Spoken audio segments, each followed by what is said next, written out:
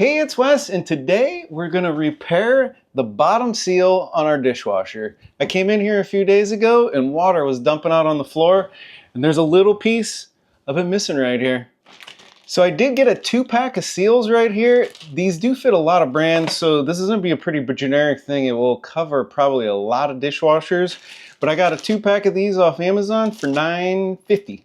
First up, let's take the bottom drawer out just to give us a little more room to work. Also, if you can see right here, that's where the piece of the seal broke off. You can see it's not there anymore, and it's just letting water leak right out. Also, while I was doing this, I did clean this area with a toothbrush and some cleaner just to clean out any gook, just so it seals up better here. To do this procedure, all you're gonna really need is some needle nose pliers. So let's start at one end, see if we can pull it out. Oh yeah, it's nice and dirty.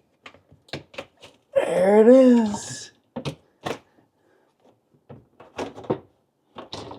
There it is. Here we got our new one. We're gonna try to slide it in the old spot here. Let me see if I can get this. I gotta get it centered too.